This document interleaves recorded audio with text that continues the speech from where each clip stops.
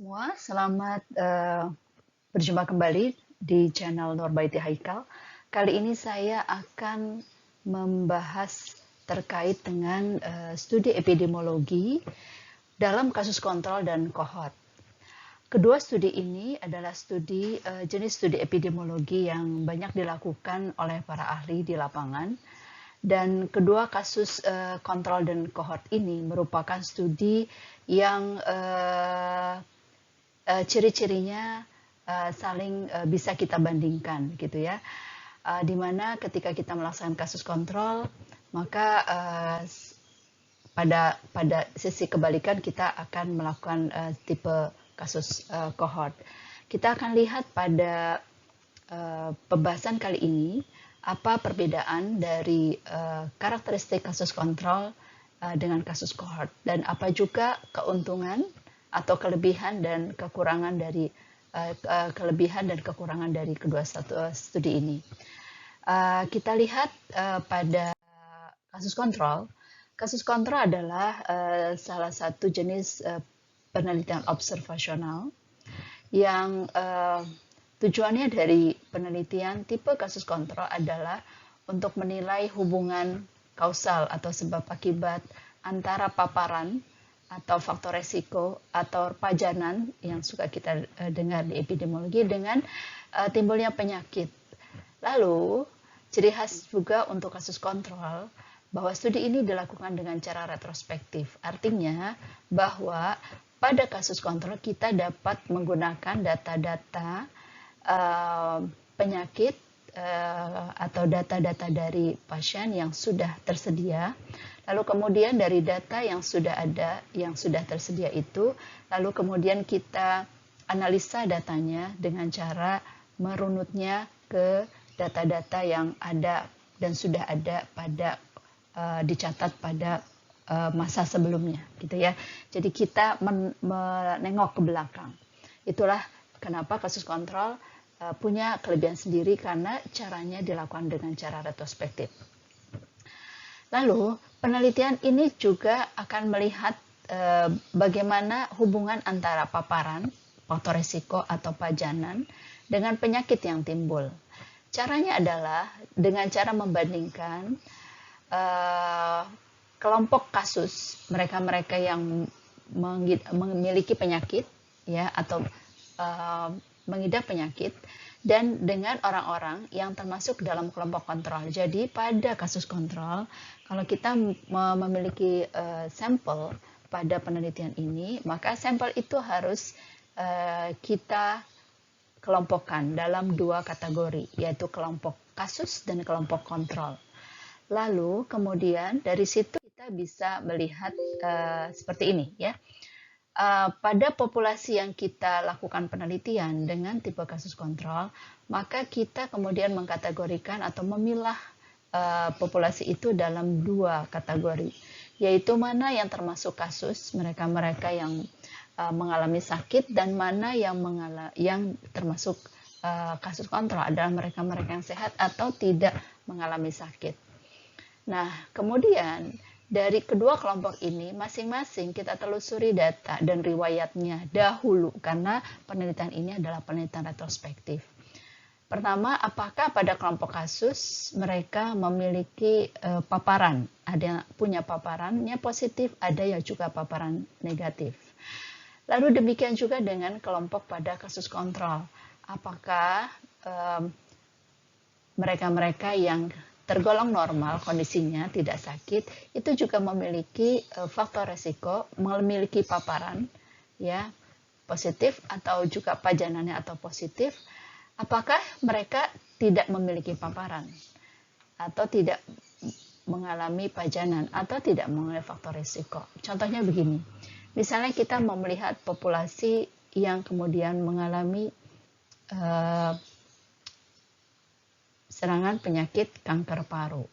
Secara teori bahwa kanker paru erat kaitannya dengan kebiasaan merokok atau paparan asap rokok. Kita katakan saja apakah ada hubungan antara ya kanker paru dengan kebiasaan merokok. Jadi dalam hal ini kasus adalah mereka-mereka yang positif mengidap penyakit kanker paru, sementara pada kontrol adalah mereka-mereka yang sehat yang tidak berpenyakit kanker paru.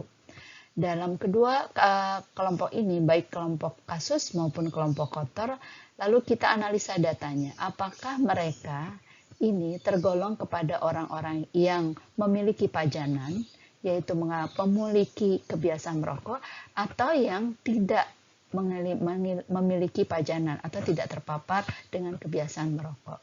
Dari sini kita bisa melihat hubungan antara kebiasaan merokok dengan kanker paru dan juga bisa melihat nanti keterikatan sebab akibat antara faktor resiko atau faktor paparan dengan timbulnya penyakit.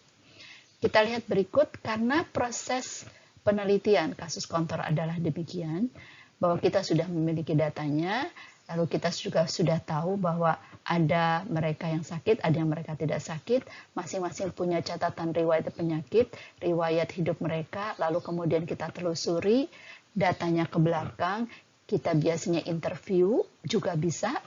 Kalau misalnya kita tidak memiliki data, kita juga bisa melakukan dengan interview, sehingga kita akan interview orang-orang yang dalam kelompok kasus atau kelompok kontrol untuk mengingat-ingat kira-kira apakah dahulu mereka mengalami atau memiliki faktor paparan, faktor pajanan, atau faktor resiko yang ingin kita teliti atau kita ukur.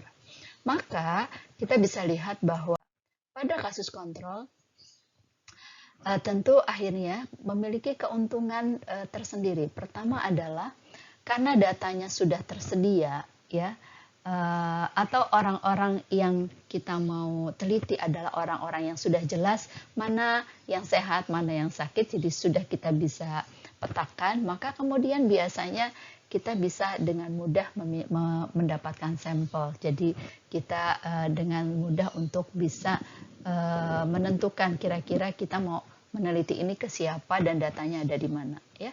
Lalu kemudian biayanya juga lebih murah. Kenapa?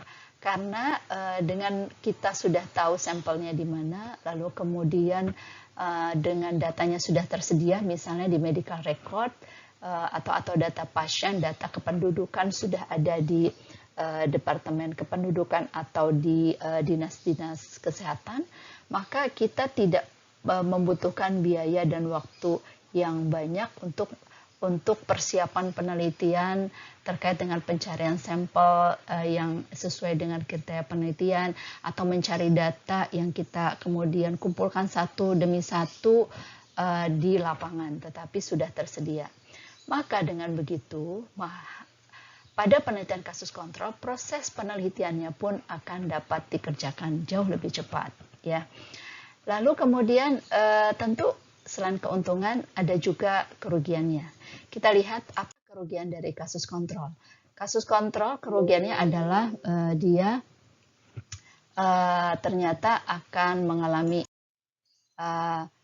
bias, ya, karena orang harus. Nah, pada kasus kontrol kita akan mengetahui ada yang namanya data relative risk odds ratio, ya. Nanti kita akan belajar bagaimana kemudian menelaah data-data hasil penelitian.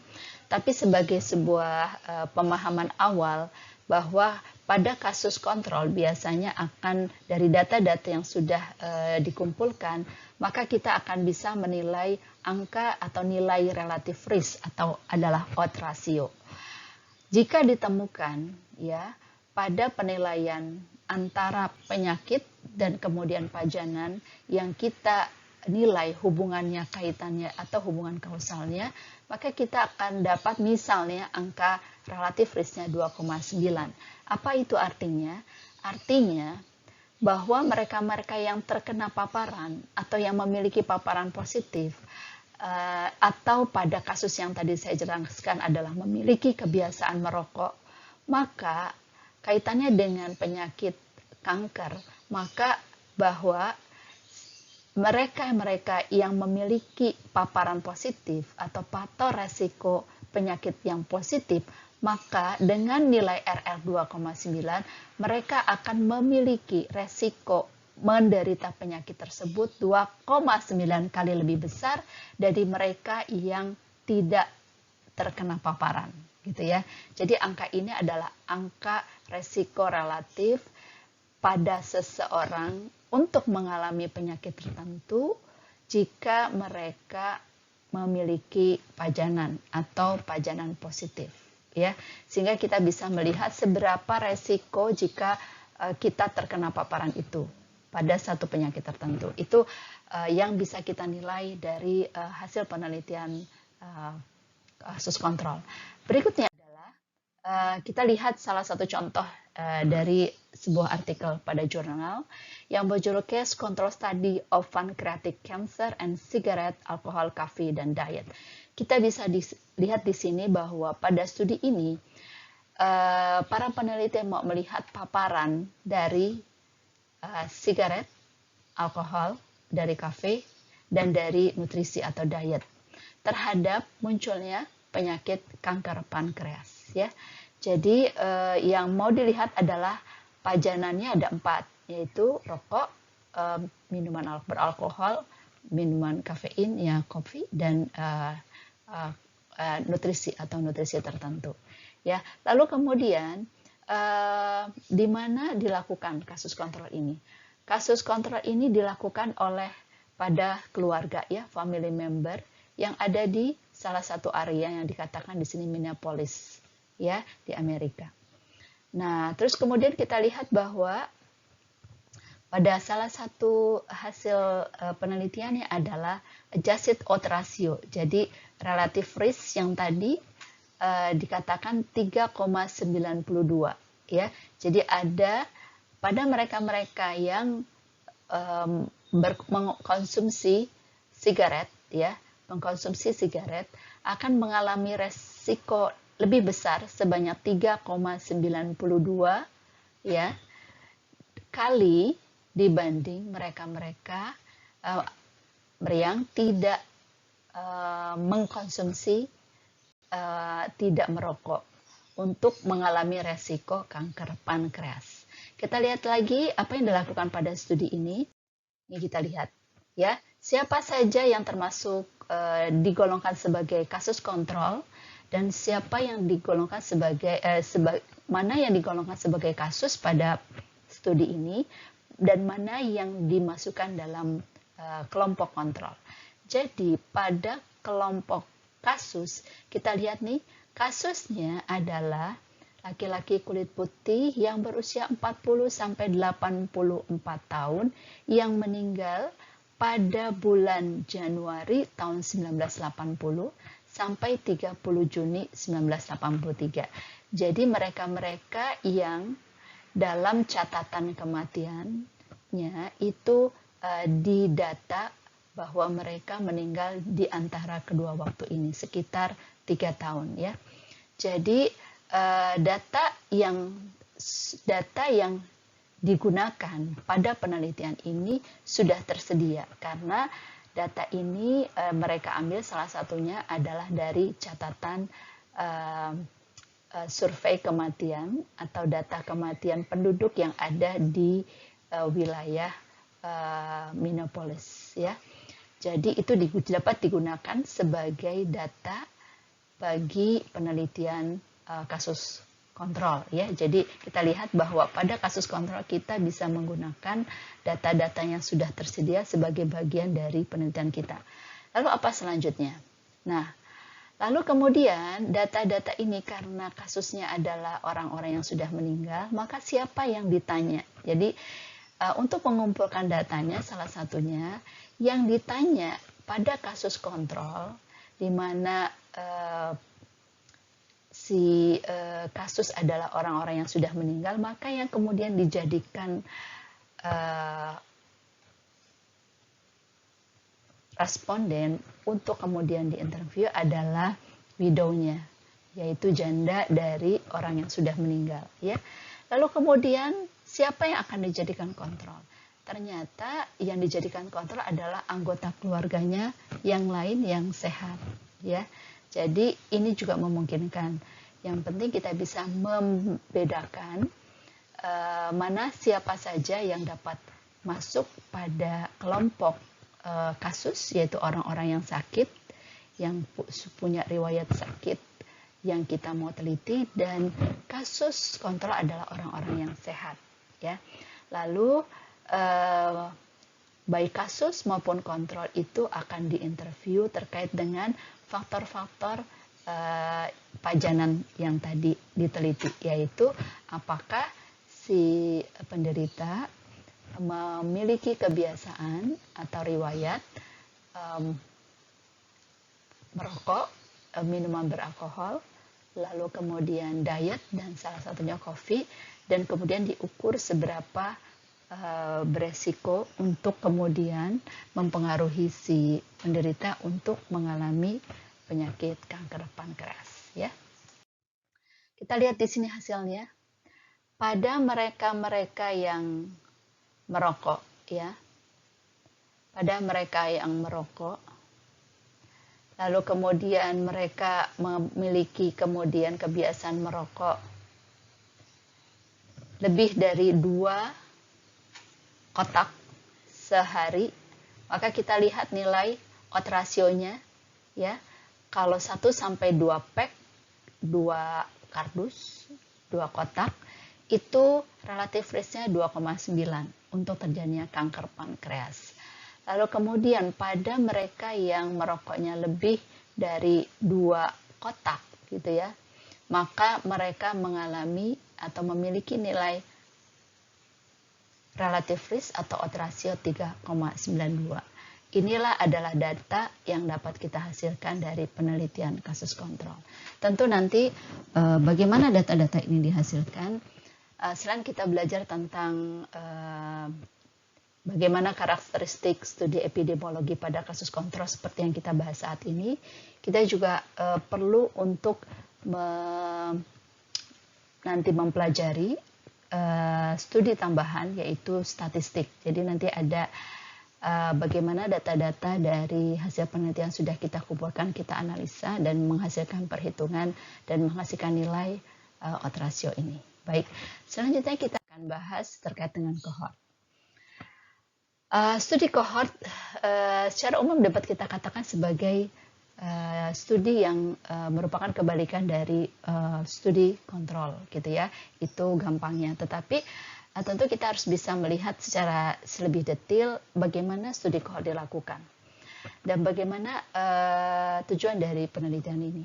Penelitian kohort adalah penelitian yang dilakukan untuk mempelajari hubungan antara paparan dan penyakit dengan cara membandingkan kelompok yang terpapar dengan yang tidak terpapar, ya. Lalu berdasarkan status penyakitnya. Jadi kita bisa pada kelompok kohort kita menentukan dulu mana kelompok yang memiliki paparan positif, mana kelompok yang normal, kelompok yang tidak memiliki paparan atau paparannya negatif, ya. Jadi pada kelompok pada studi kohort kita tentukan dulu mana orang-orang yang terpapar, maka dia masuk pada kelompok terpapar. Terus kemudian mana orang-orang yang tidak memiliki paparan atau tidak memiliki faktor risiko, maka mereka dimasukkan pada kelompok tidak terpapar, ya. Kedua kelompok ini, kelompok terpapar dan kelompok yang tidak terpapar, kemudian diikuti. Diikuti itu artinya kita amati prosesnya tahap demi tahap. Dan inilah yang kemudian membuat kasus kohort itu prosesnya panjang dan membutuhkan resource atau kemudian biaya tentunya jauh lebih besar, ya. Setelah kasus ini atau kelompok yang terpapar dan kelompok tidak terpapar ini kita ikuti, kita amati dalam beberapa periode tertentu, barulah kemudian dapat muncul penyakitnya di masa berikutnya, ya. Jadi butuh waktu untuk mengikuti kedua kelompok ini. Kalau kemudian di kelompok terpapar ada yang sakit, maka kemudian kita dapatkan bahwa kelompok yang terpapar ada yang mengalami sakit, ada yang mengalami tidak sakit tentunya. Pada kelompok tidak terpapar juga demikian. Apakah pada satu periode yang studi yang kita lakukan, adakah dari kelompok yang tidak terpapar yang kemudian sakit dan ada juga yang mungkin tidak sakit. Semuanya kita catat. Nah, hasil studi penelitian ini demikian lama dan kemudian membutuhkan tenaga yang banyak dan biaya yang tidak sedikit, itu cukup signifikan untuk bisa menjelaskan hubungan sebab akibat antara pajanan atau paparan sebagai faktor resiko dengan timbulnya penyakit. Kita lihat bagiannya. Nah, pada desain kohort atau studi kohort, kita lihat bahwa studi ini dimulai dengan menentukan siapa saja yang terpapar, yang memiliki faktor paparan positif, dan siapa saja yang tidak terpapar. Ya. Lalu apakah mereka kemudian pada periode tertentu setelah masa penelitian kita dampingi, kita observasi, ada yang sakit nggak? Lalu kemudian kita catat berapa banyak atau siapa saja dari kelompok terpapar yang sakit dan berapa banyak dari kelompok yang terpapar yang tidak sakit atau tetap sehat. Demikian juga pada kelompok yang tidak terpapar. Apakah di antara mereka ada yang sakit, kita catat sebagai orang yang sakit, dan yang tidak terpapar bisa juga tidak sakit, tetap sehat, ya. Sehingga kemudian startnya di sini, ya. Waktunya di sini sekarang, lalu kita menuju ke arah periode berikutnya, ke masa depan. Jadi dalam penelitian alur ini, penelitian kita lakukan adalah termasuk kohort yang prospektif. Artinya perjalanan penelitiannya adalah penelitian yang akan kita lakukan ke depan, ya, bukan ke belakang seperti studi kohort yang baru saja kita selesai jelaskan. Sehingga kemudian kasus kohort relatif membutuhkan biaya tinggi, waktunya lama, dan membutuhkan energi, ya. Tetapi hasilnya juga cukup baik karena dia dapat menjelaskan hubungan kausal atau hubungan sebab akibat antara pajanan atau faktor resiko atau faktor paparan dengan timbulnya penyakit. Ya. Ini kita lihat salah satu contoh dari studi kohort dari salah satu artikel di jurnal yang berjudul Coffee and Fetal Death. Jadi a cohort study with prospective data. Jadi data prospektif datanya itu dikumpulkan bersama-sama proses kita mengikuti sampel kita dari waktu ke waktu. Kita lihat bahwa penelitian ini dilakukan pada wanita hamil, ya. Jumlahnya cukup banyak, 88.000 lebih, ya, yang direkrut, tuh ya. Jadi artinya diikutsertakan. Prosesnya mulai bulan Maret tahun 1996 sampai dengan November 2002, ya. Jadi ada waktunya. Jadi mereka diikuti. Lalu kemudian mereka kemudian mengikuti interview secara komprehensif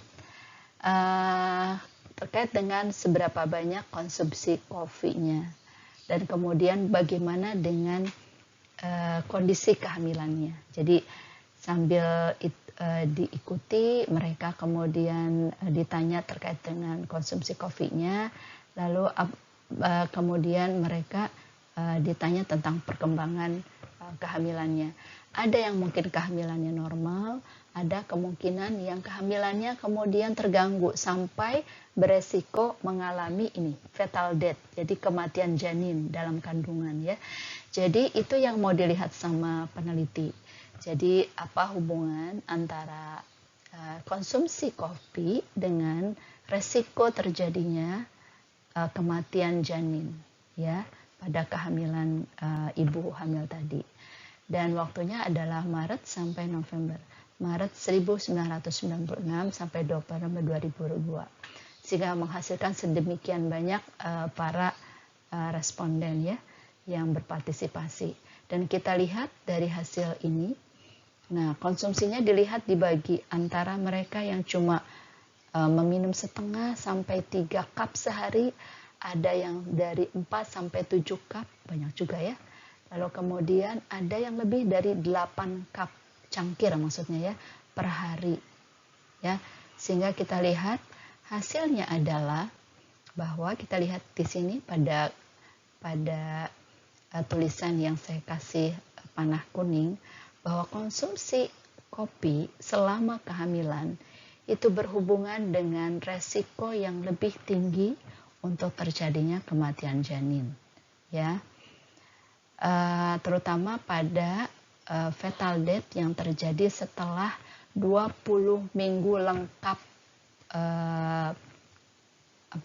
masa kehamilan. Jadi demikian hasil penelitian dari cohort studi ini dengan data prospektif. Jadi datanya diikuti, ibu hamilnya ditanyai dalam satu periode tertentu. Demikian yang bisa saya sampaikan pada penjelasan terkait dengan studi cohort dan studi kasus kontrol, sehingga rekan-rekan semua bisa membedakan bagaimana kedua jenis studi ini, karakteristiknya, kekurangan dan kelebihannya. Baik, selamat mengikuti pembahasan-pembahasan studi epidemiologi berikut pada channel saya Nurbaiti Haikal. Jangan lupa untuk like, share, atau subscribe. Terima kasih, sampai ketemu lagi.